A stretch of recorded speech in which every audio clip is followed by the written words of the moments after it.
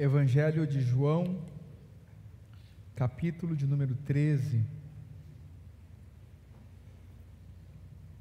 Glória a Deus.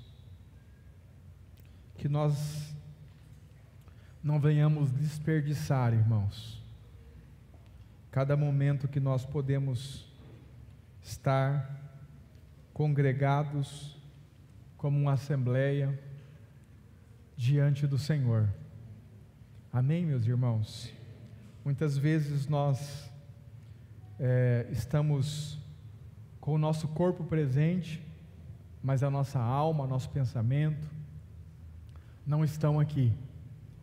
E isso faz com que nós também não conseguimos tocar a realidade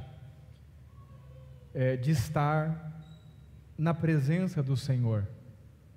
Não é porque nós viemos a este lugar, não é porque nós estamos aqui reunidos que nós estamos na presença do Senhor. E por isso que, irmãos, muitos irmãos tocam a presença do Senhor, tocam o Senhor nas reuniões, mas muitos irmãos não tocam. Eles vêm e vão da mesma forma com que vieram, sem serem tocados pelo Senhor, sem tocar o Senhor, e consequentemente a reunião se torna algo chato. Por que se torna algo chato? Porque é algo do qual, embora você esteja presente, você não está participando. Você está de corpo presente, mas você não está participando. Você está participando do físico que está acontecendo aqui, mas você não está participando da realidade espiritual que está acontecendo aqui. Então, nós precisamos vir, irmãos, para a reunião com o nosso ser completo. Nosso corpo, nossa alma, nosso espírito precisam estar rendidos diante do Senhor.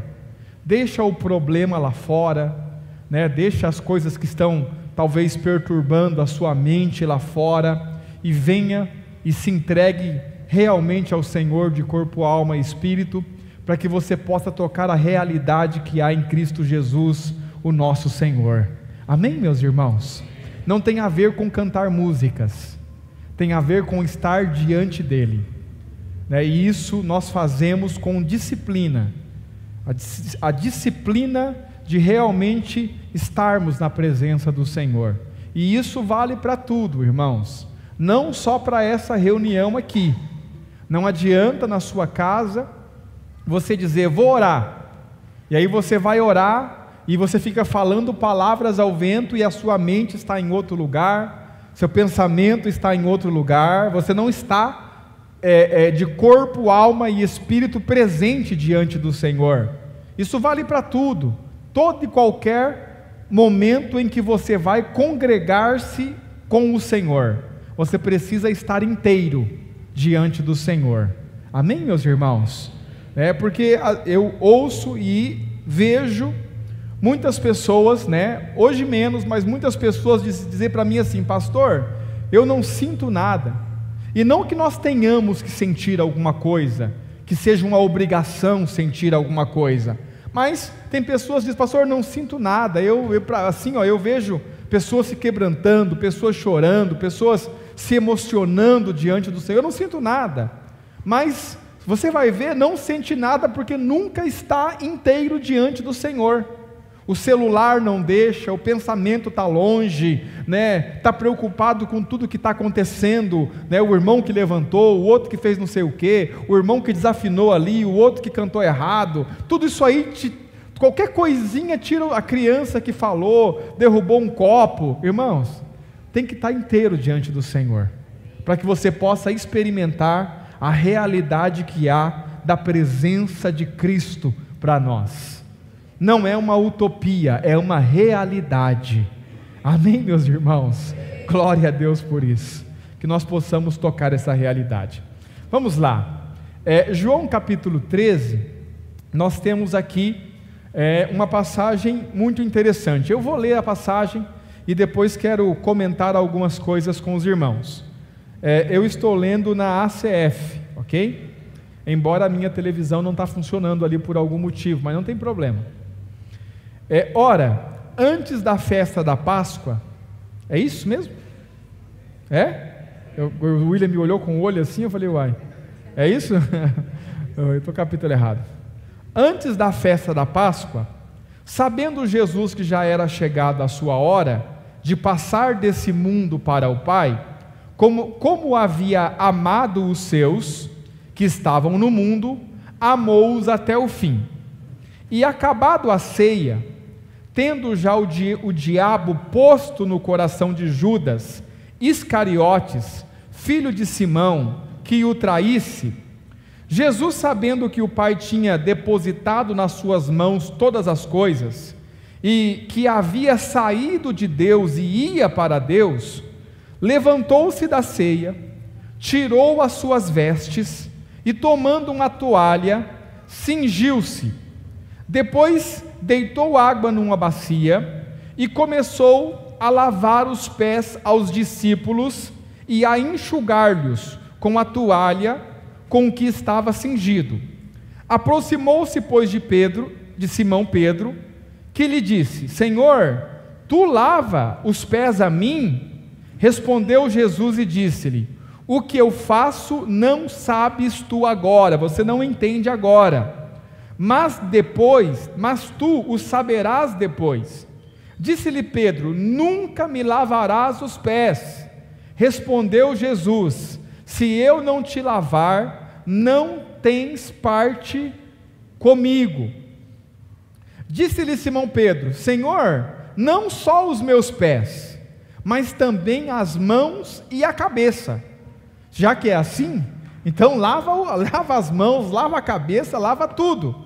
Disse-lhe Jesus: aquele que está lavado não necessita de lavar senão os pés, pois no mais todo está limpo. Ora, vós estáis limpos, mas não todos, porque bem sabia ele quem o havia de trair, por isso disse: nem todos estáis limpos. Então, depois que lavou-lhe os pés, tomou as suas vestes, ele se vestiu novamente, e se assentou outra vez à mesa, e disse-lhes: entendeis o que vos tenho feito? Em outras palavras, vocês entenderam o que eu acabei de fazer?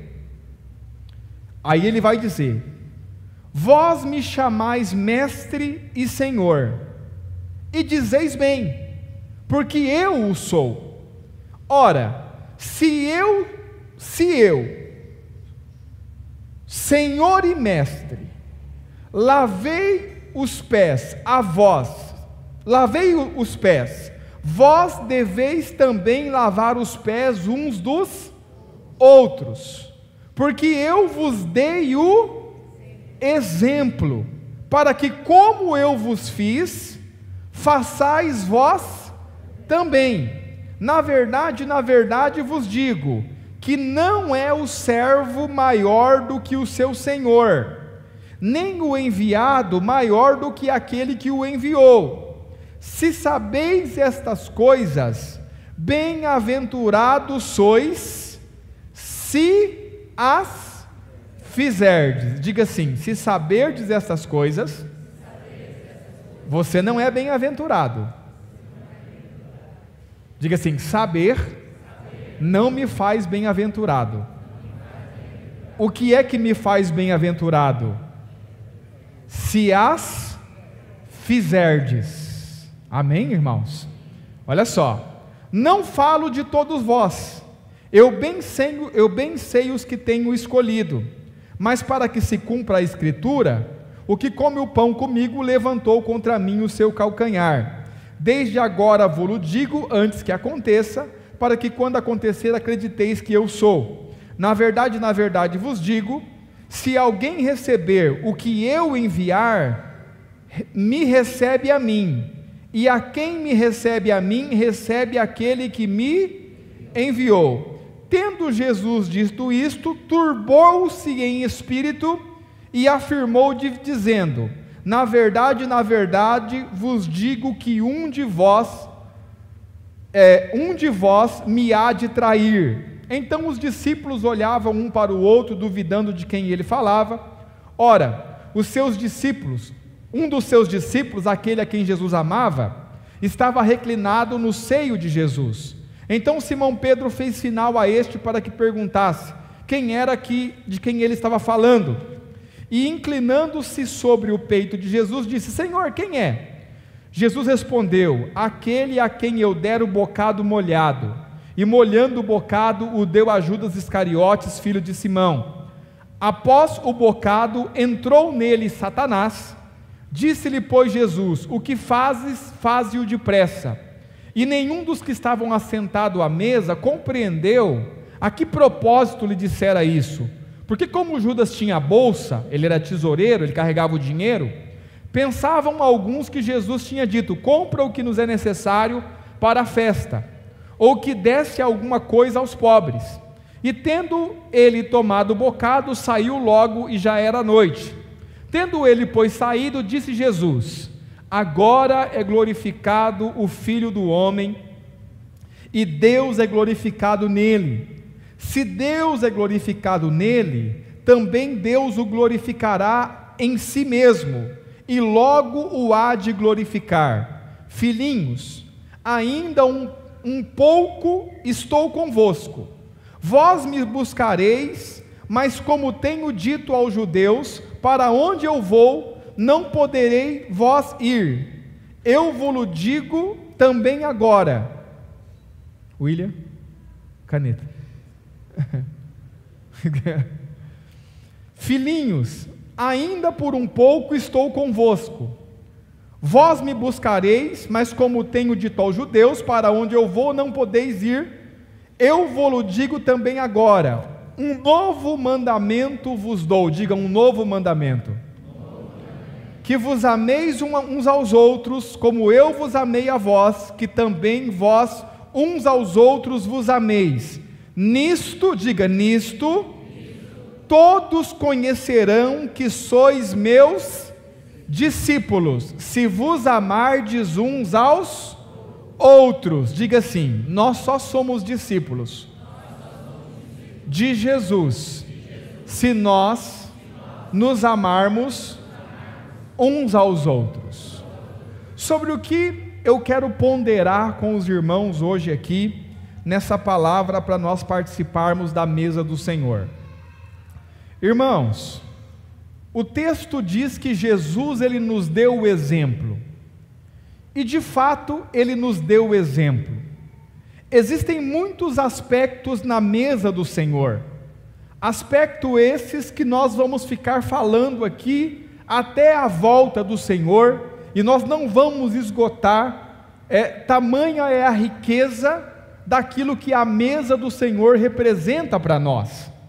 Mas hoje eu quero tomar um dos aspectos da mesa, que é o exemplo de que Jesus nos deu, de viver a sua vida não em função de si mesmo, mas viver a sua vida em função de outros. E nesse episódio que nós lemos aqui, irmãos, nós temos algo muito interessante. Se nós lermos os versículos que antecedem o capítulo 13, você vai ver que Jesus pede a 2 de seus discípulos que vão até um lugar, peguem uma vasilha com água, sigam um homem que tem uma vasilha com água, um cântaro com água, vá até a casa desse homem e peça o cômodo emprestado para que ele possa comer a Páscoa com os seus discípulos. E os discípulos, esses 2 discípulos fazem isso, vão até esse homem que estava tirando água do poço, com um cântaro, vai até a casa desse homem e diz: olha, o Senhor pediu esse aposento para celebrar a Páscoa junto conosco, os seus discípulos, e esse homem cede o espaço, só que o cântaro com água fica ali, e eles sentam, eles estão ali, o texto aqui de João diz que eles estavam ceando, eles estavam comendo, né? Então, ou seja, tudo conforme eles sempre fizeram, porque todos os anos eles celebravam a Páscoa, mas em um certo momento, Jesus se levanta da mesa, e Jesus tira as suas vestes, ficando seminu, e ele pega uma toalha, coloca a toalha sobre o ombro, ele pega a vasilha de água que o homem tinha levado, e ele então, sem falar nada a ninguém, começa a se aproximar dos pés dos discípulos, e começa a lavar os pés dos discípulos. E eu fico imaginando, irmãos, a cara dos discípulos, a reação deles, sem entender, né? Eles não o único que falou alguma coisa foi Pedro, quando Jesus se aproximou dele, mas os demais discípulos não falaram nada, e Jesus lavava os pés e enxugava com a toalha, lavava os pés e enxugava com a toalha. Chega em Pedro, Pedro dá aquela resmungada: o meu pé você não lava. Aí Jesus diz: se eu não lavar o teu pé, você não tem parte comigo. Aí ele diz: não, então lava o pé, lava a cabeça. Não, é só os pés, porque o resto já está limpo. Jesus lava o pé dos 12, inclusive os pés de Judas, que o havia de trair. Ele guarda a toalha, ele veste de novo a roupa, senta na mesa, e aí ele faz uma pergunta: vocês entenderam o que eu acabei de fazer? Silêncio. E por que o silêncio? Porque ninguém entendeu. E aí ele vai explicar. Ele diz assim: vocês me chamam de Senhor e de Mestre, e eu sou. Vocês têm razão, eu sou o Senhor, eu sou o Mestre. E se eu sou o Senhor e Mestre, vos lavei o pé a vós, o que é que vocês têm que fazer uns aos outros? Visto que vocês não são Senhor e vocês não são mestres. O que Jesus está dizendo assim, eu, na minha alta posição de Senhor e Mestre, de Filho unigênito de Deus, que tenho direito a toda a glória de Deus, eu abri mão, esvaziei-me ao ponto de fazer o serviço que faz o pior escravo que existe numa casa, porque esse era o serviço dos escravos fazerem. Se eu, que sou Senhor, fiz isso, e estou fazendo isso para dar a vocês o exemplo do que vocês têm que fazer uns aos outros, então, o que é que vocês têm que fazer uns aos outros? Servir. E esse serviço não é um serviço obrigatório, é um serviço por amor. E ele vai encerrar o capítulo 13 aqui dizendo: olha, eu tenho um novo mandamento para vocês. Diga, um novo mandamento. É um novo mandamento. Qual que é o mandamento? Porque lá atrás alguém perguntou para Jesus assim: qual que é o maior mandamento? E Jesus respondeu: amar a Deus sobre todas as coisas e amar o teu próximo como a ti mesmo. Perceba que ele está mudando o mandamento. Amém, irmãos? Amar a Deus sobre todas as coisas continua o primeiro, mas agora o segundo, mais importante, que é amar o teu próximo como a ti mesmo, ele muda. E ele muda para quê? Ele muda não para amar o teu próximo como a ti mesmo, mas amar o teu próximo como eu vos amei. E como é que ele amou? Ele amou a ponto de dar a própria vida, sem em nenhum momento pensar em si mesmo. Quantos estão aí? E essa, irmãos, é a base da mesa do Senhor. O que nós temos aqui? Nós temos aqui o corpo e o sangue de Jesus, que foi entregue por nós voluntariamente. E não tem como nós chegarmos diante do corpo e do sangue de Jesus e nós não nos lembrarmos do exemplo dele. Por que o corpo e o sangue dele estão aqui? Porque ele se entregou por nós, porque ele não pensou em si mesmo, porque ele não poupou a sua própria vida, porque ele viveu em função de outros, porque ele viveu uma vida de cruz. E essa lição da mesa, ela precisa, irmãos, ser uma prática nas nossas vidas. Quantos estão aí? Quantos conseguem entender isso? Olha para mim. Estabelece-se então, depois dessa Páscoa, na próxima Páscoa, estabelece-se a ceia do Senhor, no meio da Páscoa. Só que o tempo vai passando, os anos vão passando, a igreja vai crescendo, de 120 irmãos, de repente 3.000 irmãos foram acrescentados, de repente mais 5.000 irmãos foram acrescentados, de repente houve uma perseguição, a igreja se espalhou por todos os lugares, a igreja chega em todas as cidades, e de repente lá na frente, nós vamos ver um homem, falando novamente sobre a ceia, escrevendo uma carta a uma igreja que estava na cidade de Corinto. Quantos estão aí? E esse homem, instruído por Deus, inspirado pelo Espírito Santo, escreve uma carta à igreja que estava em Corinto, em relação à ceia do Senhor, para corrigir alguns erros. E quais são os erros que eram cometidos nessa igreja em Corinto, que fez com que o Espírito de Deus inspirasse Paulo a falar sobre o assunto? Abra sua Bíblia comigo, primeira carta de Paulo aos Coríntios, capítulo de número 11, verso de número 27. 1 Coríntios, capítulo 11, verso de número 27. Os irmãos estão aí? Eu vou ler, vamos ler na SF mesmo, vamos lá.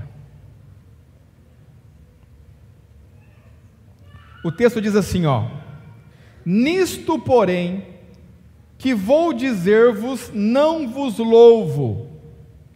Não vos louvo não vos aprovo. Verso 17. 1 Coríntios, eu falei o quê? 27, então, 17, irmãos. 1 Coríntios 11, 17, amém? Nisso, porém, que vou dizer, não vos louvo, eu não vos aprovo, porquanto vos ajuntais, não para melhor, senão para...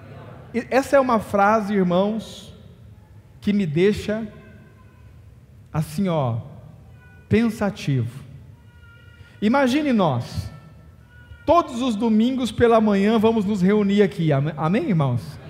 Cada vez que nós nos reunimos, ficamos pior. Como é que vamos terminar o ano?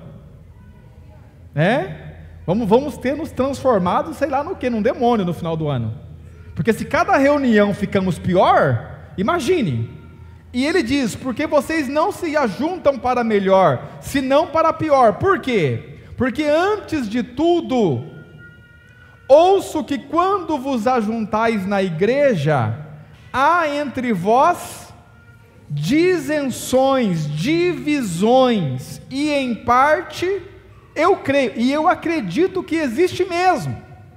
Agora, olha para mim, irmãos, ele vai falar sobre a ceia, verso de número 20, olha lá, de sorte que quando vos ajuntais num lugar, não é para comer a ceia do Senhor. Vocês se ajuntam, vocês comem o pão, vocês bebem o vinho, mas vocês não estão comendo a ceia do Senhor. E por que vocês não estão comendo a ceia do Senhor?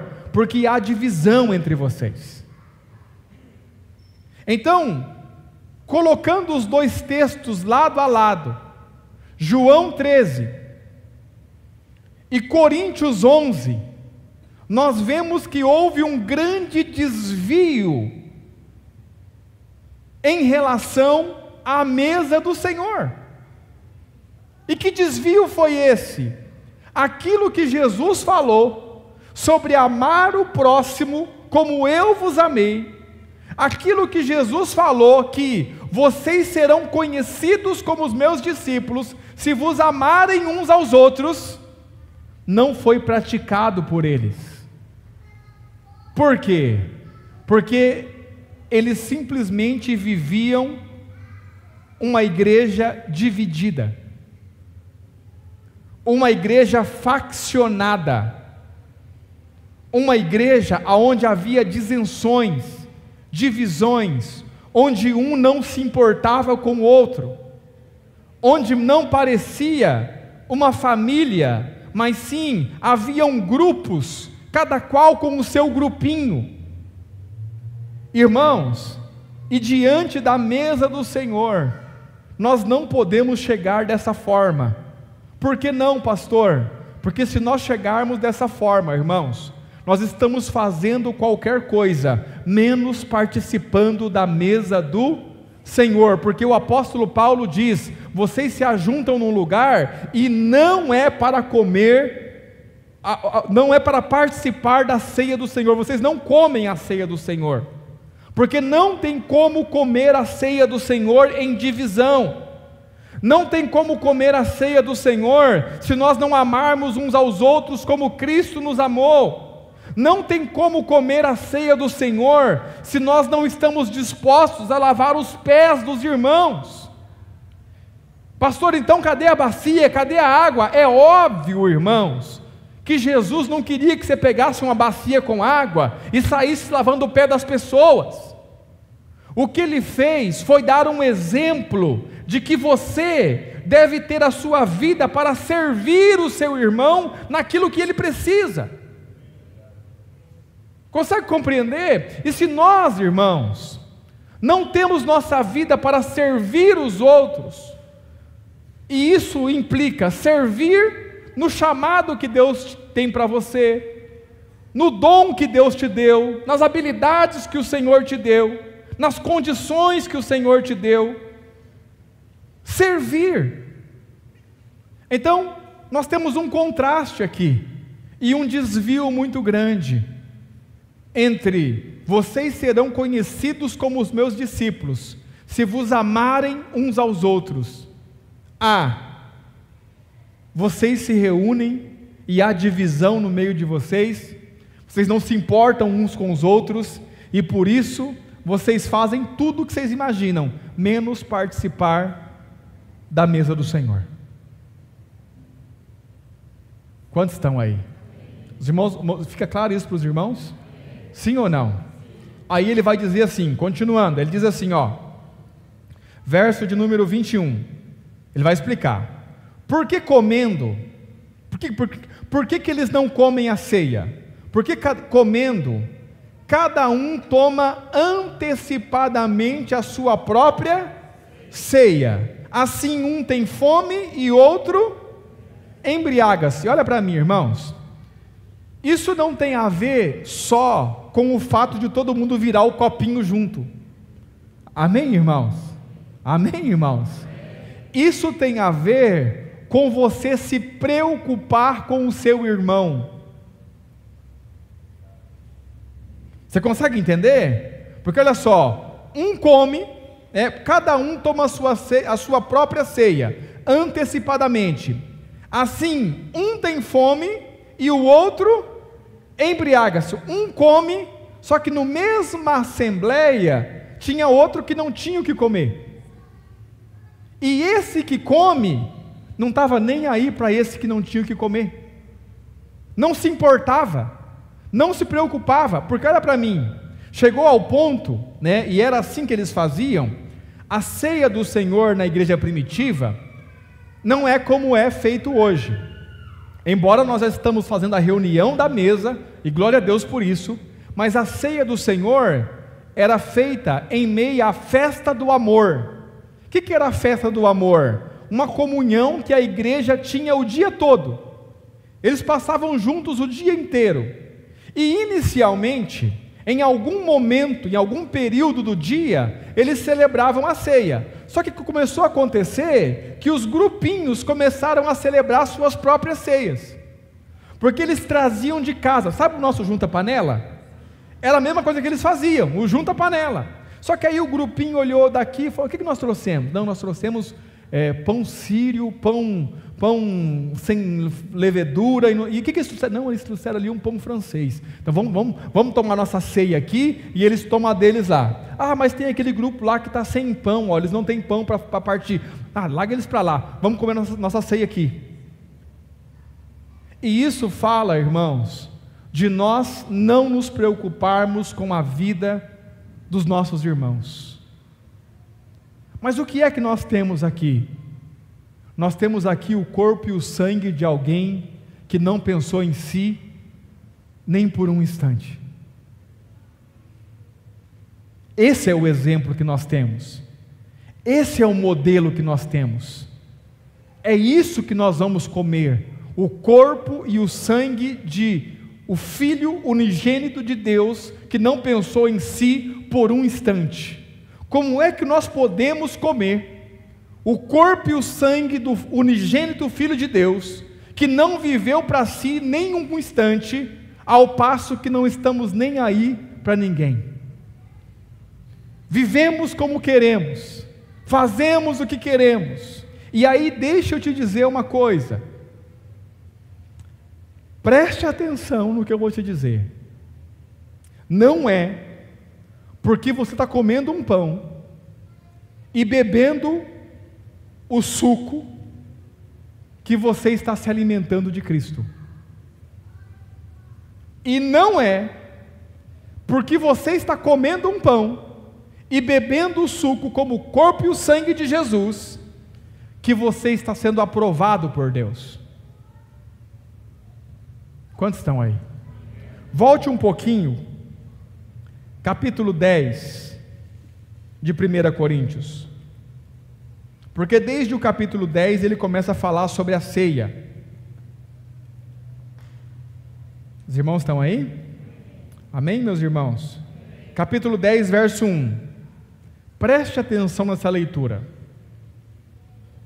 Ora, irmãos, não quero que ignoreis que nossos pais estiveram todos debaixo da nuvem e todos passaram pelo mar. Amém? E todos foram batizados em Moisés, na nuvem e no mar. Você também foi batizado, irmãos? Amém? Eles também foram, olha lá.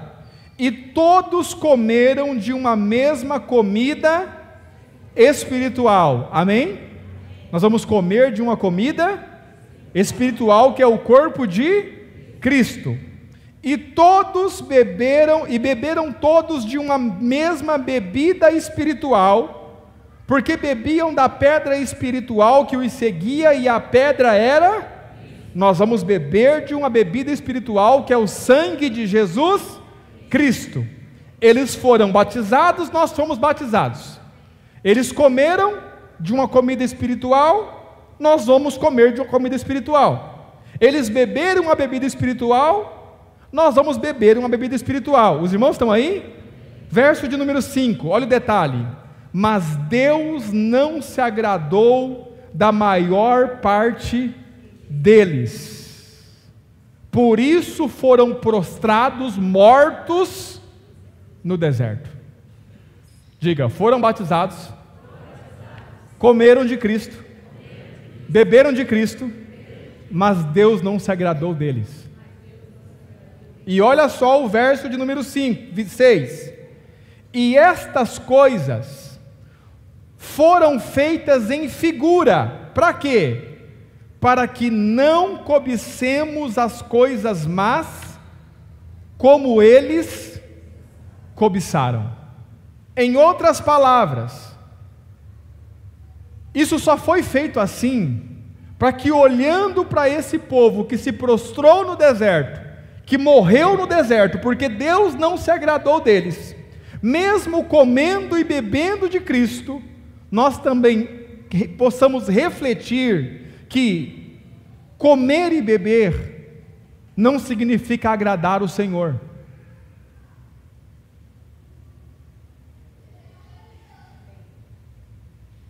E sobre o que nós estamos falando hoje especificamente? Porque poderíamos falar dos erros que eles cometeram, mas hoje especificamente nós estamos falando do novo mandamento que nós recebemos do nosso Senhor Jesus Cristo.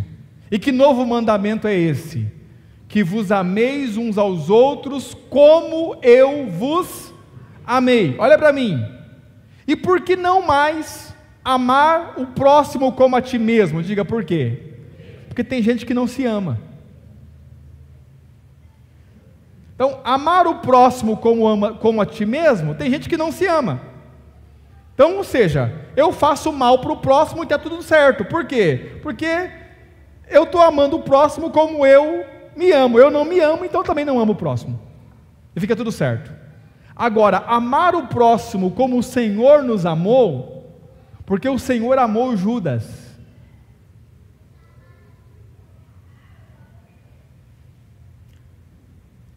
Diga assim: o Senhor é especialista em amar quem não merece. Aí você fala assim: pastor, realmente Judas não merecia. Lembrei de uma música agora que eu não posso falar sobre Judas, né?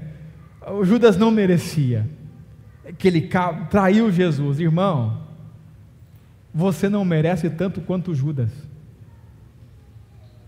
ou talvez pior do que Judas. E ele te amou, deu a vida dele por você. E isso, olha para mim, tira de nós o argumento de amarmos só quem nós queremos, de amar só quem é bom para nós. E o que é amar, pastor? É ter aquele sentimento assim de paixão? Não, isso não é amor. Amor não é sentimento. Amor é sofrimento. Amor é renúncia. Lembra que falamos há alguns domingos atrás? Amor é não fazer nada pensando em si mesmo. Isso é amor. E isso, irmãos, todos podem fazer, ainda que o sentimento que você tem pelo outro não seja um bom sentimento, porque você não é guiado pelos sentimentos, você não vive pelos sentimentos, você vive pelo amor. Quantos estão aí? Pastor, eu não consigo amar. Não, o que você não consegue é ter um bom sentimento pela pessoa. Amar você consegue se você quiser, porque amar é você fazer as coisas não pensando em si mesmo, mas pensando no bem da pessoa em primeiro lugar. E isso você pode fazer, mesmo que você não goste dela. Quantos estão aí? Consegue compreender isso? Então diga assim: a mesa do Senhor é um grande exemplo do amor que nós devemos, diga, devemos uns aos outros.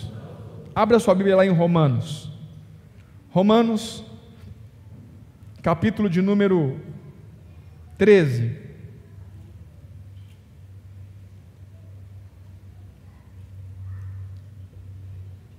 verso de número 8,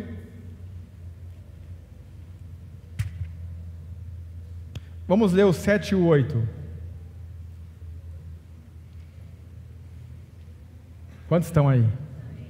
Portanto, dai a cada um o que, diga assim, eu não posso ficar devendo nada a ninguém. Amém, irmãos? Diga assim: crente, cristão, filho de Deus, não fica devendo nada a ninguém, porque se você deve, você envergonha o seu pai. Amém? Nada deveis a ninguém. A quem tributo? Tributo. Se eu devo tributo, eu pago o tributo. A quem imposto? Está difícil, mas pague o imposto. Amém, irmãos? Fala nisso, fui ver os impostos ontem para resolver, irmão, só Jesus na causa. Mas tem que pagar, não tem o que fazer. A quem temor? Temor. A quem eu devo honra? honra. Ou seja, eu pago a quem eu devo dinheiro. Amém, irmãos? Verso 8: a ninguém devais coisa alguma, a não ser o amor com que vos ameis uns aos outros. Por quê? Porque quem ama aos outros cumpre a lei. Diga assim: eu devo amor aos meus irmãos. Você pode ficar devendo alguma coisa? Então o que você tem que fazer? Amar. Pastor, mas aquela pessoa é difícil. Lembre-se, amor não é um sentimento, amor é sacrifício. É diante disso que nós estamos, irmãos. Consegue entender? Olha para mim. Você acha que um Deus santo, que nunca cometeu pecado, estava sentimentalmente apaixonado por nós, pecadores podres? Ai, que coisa fofinha, eu vou lá morrer, mas é lindo demais, né? Eu vou lá morrer. A Bíblia diz que os nossos pecados fazem separação entre nós e o nosso. Ele não podia nem olhar para nós. O amor que Deus teve por nós não é o amor sentimento, é o amor sacrifício. Deus prova o seu amor para conosco, tendo Cristo morrido na cruz, sendo nós ainda, isso é amor. Amor é você não pensar em si mesmo, amor é você sofrer o dano, amor é você abrir mão de si mesmo, amor é você servir o outro primeiro, amor é você colocar o outro em primeiro lugar. E é tão interessante, irmãos, o lugar onde o amor se manifesta, porque fica uma coisa embaraçosa, fica algo embaraçoso, sabe? Eu tenho falado para os irmãos aqui no culto do Ministério da Palavra, sobre a vida que vive a divindade, amém, irmãos? Onde cada um abre mão de si mesmo para viver em função do outro. Eu acabei de chegar agora do Paraná, estava lá com alguns irmãos, e aí nós ficamos 2 dias juntos em comunhão. Aí, vamos comer, vamos, pronto, quem que vai servir primeiro? Aí eu dizia: irmão, você serve primeiro. Aí não, você primeiro. Aí você primeiro. Aí nós ficava lá meia hora: não, você primeiro. Aí sabe o que acontecia? Aí um levantava, aí veio primeiro. Aí ele servia, em vez de ele trazia o prato e dava para o outro. Aí eu ficava olhando assim e dizia: isso é amor. Consegue compreender? Fomos tomar um café num lugar, aí o irmão lá fez o café, muito bom o café. Aí trouxe uma xícara só, nós estávamos em 3. Quem tomou o primeiro café? Não, toma você, não, toma você. O café ficou rodeando na mesa assim: toma você, toma você, toma você. Porque ninguém queria tomar o café antes, queria servir o outro. Você consegue compreender? Porque coloca o outro em primeiro lugar, não pensa em si mesmo. Irmão, eu estava varado de fome, você não tem noção, irmão. Os irmãos falaram, eu estava morrendo de fome. Aí fizeram lá um pão com linguiça assada, irmão, e vinagrete. Eu falei: eu vou entrar nisso que eu vou... Essa não é hora boa para falar sobre isso, né? E eu falei: eu vou entrar, mas eu não conseguia, porque eu queria que eles comessem primeiro. Se é amor, não é sentimento, é abrir mão de si mesmo. E é diante desse exemplo que nós estamos. Nós temos o corpo e o sangue de Jesus, que se entregou por nós. Quantos estão aí? Olha para o seu irmão e fala: irmão, você é capaz de amar, se você conseguir abrir mão de si mesmo. Diga: o problema está no ego. por que Jesus não teve problema de servir os discípulos como escravo? Porque ele não tinha problema com o ego. A falta de amor, diga, a falta de amor é ego elevado. Eu não vou sofrer o dano. É injusto comigo, pastor. Eu tenho razão. Isso serve para os casamentos. Sim ou não? Eu tenho razão, ele está errado. Imagine Deus tratando você como você trata o teu próximo. Vai para o inferno. Ah, mas Senhor, eu tenho razão, você está errado. Não foi assim que Ele nos tratou, irmãos. Quantos estão aí? Capítulo 10 de Coríntios ainda. E eu vou encerrar aqui, para nós participarmos da mesa. Os irmãos estão aí? Verso de número 16. Capítulo 10, verso 16. É o mesmo assunto, desde o começo do capítulo 10. Porventura o cálice de bênção que abençoamos não é a comunhão do sangue de Cristo? E o pão que partimos não é porventura a comunhão do corpo de Cristo? Porque nós, sendo muitos, somos um só pão e um só corpo, porque todos participamos do mesmo pão. A pergunta é: somos um mesmo corpo? Ou há divisão nesse corpo? Ah, pastor, eu faço da minha vida o que eu quiser. Eu fico pensando em Jesus falando essa frase, né? Olha, estou aqui, vim morrer por vocês, mas quer saber de uma coisa? Faço da minha vida o que eu quiser. Não, ele não disse isso, ele disse: eu faço a vontade do meu Pai. Verso de número 23 do capítulo 10. Os irmãos estão aí? Todas as coisas me são lícitas. Diga assim: eu posso fazer o que eu quiser, a vida é minha, mas nem todas as coisas convêm. Todas as coisas me são lícitas, mas nem todas as coisas edificam. Eu vou traduzir esse edificam. Nem todas as coisas fazem bem para o meu irmão que está ao meu lado. E aí ele vai dizer, olha como que ele está falando sobre isso, verso 24: ninguém, diga ninguém, busque o proveito próprio, antes cada um o que é de outro. Diga: eu vivo para que os outros vivam bem. Eu posso fazer o que eu quiser? Posso, sim ou não? Tudo me é.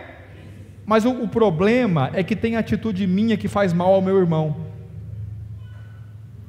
tem atitude minha que prejudica, que não edifica.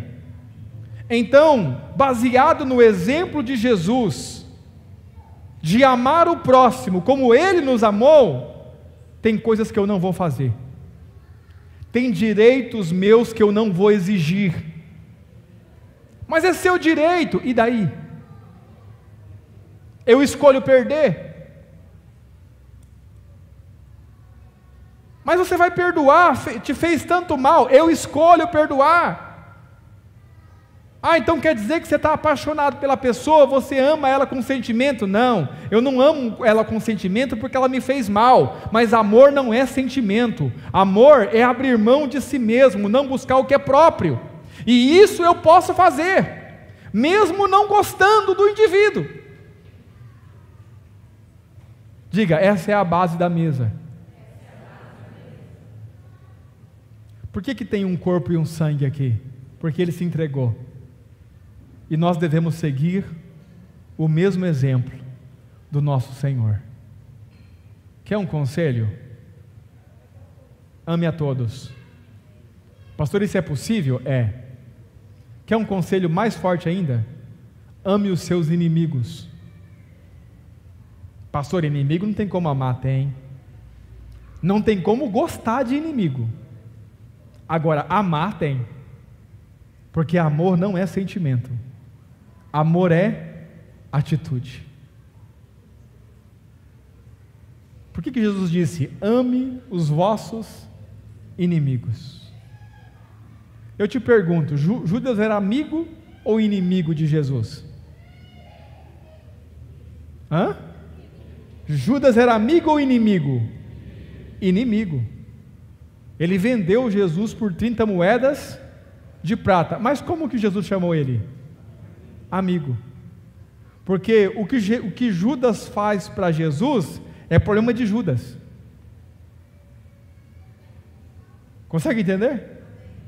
Senhor, mas ele vai te vender por 30 moedas de prata. É meu amigo. Eu decido.